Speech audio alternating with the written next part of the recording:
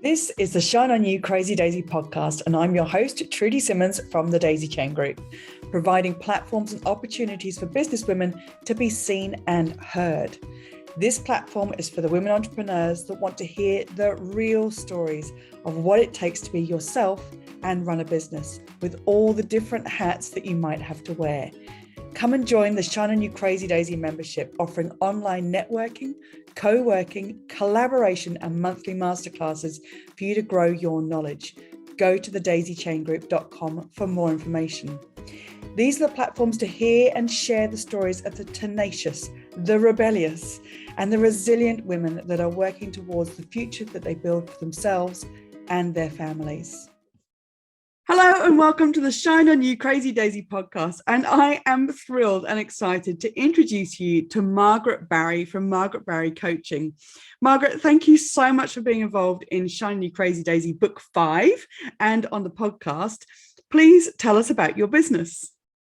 Thank you so much, Trudy. I really appreciate being able to share this with you. And I have to say, I just love your background because it really speaks of nature.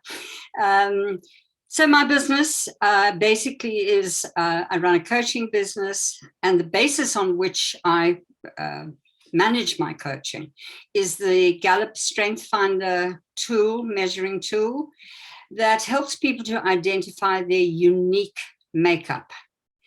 And so no two people are, the same. It really is a tool that highlights our individuality. And I think from having read some of what I've written, that for me, it's just our uniqueness that we need to bring to the world, not the way we are like others. Absolutely. So that identifying of the uniqueness in each of us is so exciting for me. It is. And one of those things that you write about in the chapter is that you've traveled extensively and you've lived in many places. Which of those places has given you the most and why? This is really a question that requires thought, and I have thought about it. My first departure from home was to go to Dublin, and I absolutely loved being at school there. But of course, as a teenager, very impressionable. So I have no doubt that I have rose-tinted glasses when I look back on those experiences. However, I learned to move from unsure teens and begin to shape the way I would be as an adult. Wow. Which was about being adventurous, not following the same old. Yeah. And it's not something I've consciously done in my life.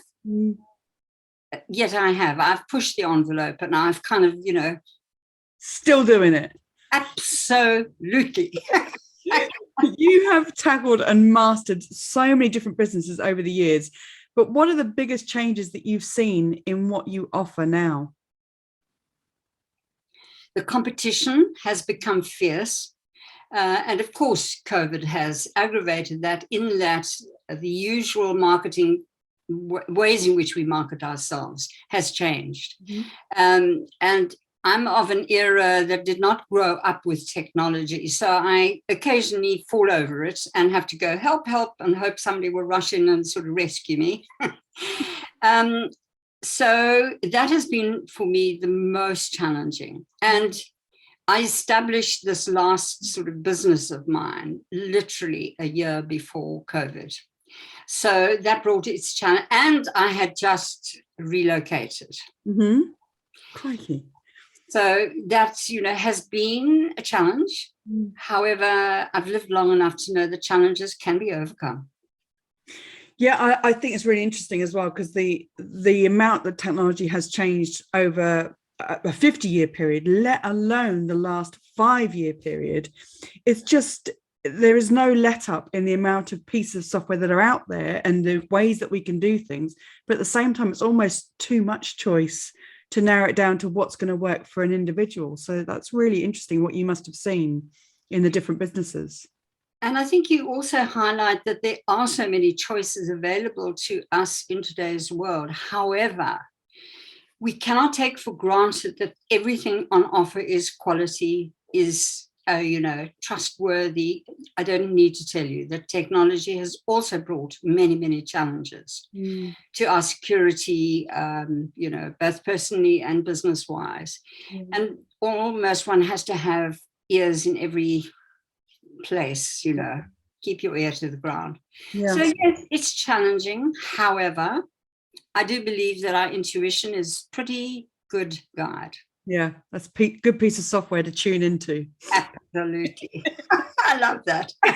In the chapter, you say that difference is not a limitation so much as a unique way of being human. And I read that sentence, I think 3 or 4 times, because I just love the description in that. Do you think that people are accepting this more of themselves now than in the past? I think that structures are beginning to move in that direction. And it's really a challenge for us to get out of our own mindset and see our mindset merely as an aspect of life. It is not the aspect or the way to see the world. And there's a certain amount of security that lies in the ability to see difference as interesting and exciting and possibly an advantage. It takes courage. And it takes courage to say, the fact that you are so different from me doesn't threaten my way of being. Yes. It's just another aspect of being. And isn't it exciting when you look at people in the world and say, there are all these millions of variations on a basic theme. They're all making music. I honestly, when I have these conversations, and just to say again, difference is not a limitation so much as a unique way of being human. It's a stunning sentence, Margaret. Oh, thank you so much. The way that you've just described it, it gives my heart so much when I can have these conversations that absolutely have a different opinion, have a different way of thinking. I'm here for them all. I don't have to agree or not agree. I just want to hear it. And I think I love that I can do that in the world. And when I meet other people that can do that, I know it's that like attracts like. And when I meet other people that can't do that, no, thank you. And it's also being able to politely say, thank you. However, there are so many other options, other choices that can be made. And I don't need to vilify you because you have perhaps a slightly more rigid way. It's just that you're fine with that. Yeah.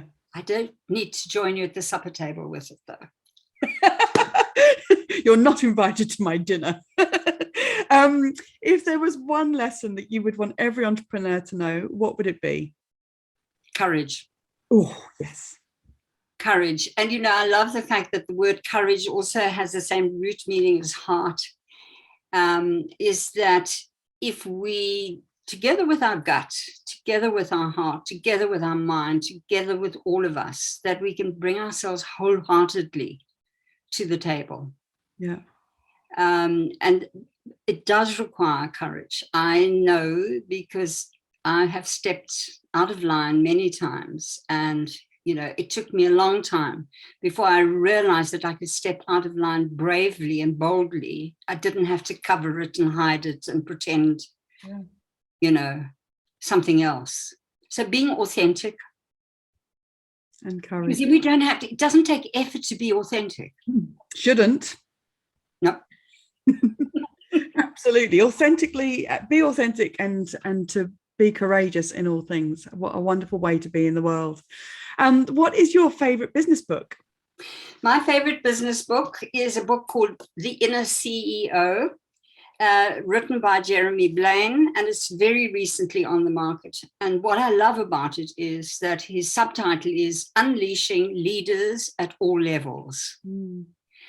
And that also speaks to individuality, is that leading is not about telling others how to be or what to be. Leading is saying, I see you have a nugget of wisdom there that is going to be of value to the group. how do we incorporate that? How do we bring it together so that we have group mind that is powerful, as opposed to a competitive, well, I know more than you do, or Yes. I'm the leader here, bow down and just say, I'm okay. Inner CEO by Jeremy Blaine. Margaret, I could listen to you all day. The wisdom and the stories that you must have.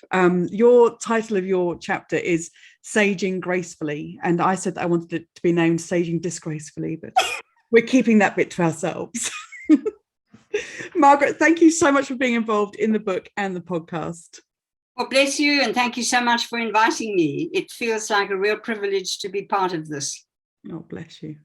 Thank you for watching. If you like what you saw, please like the video and click the subscribe button for this channel for more inspiration.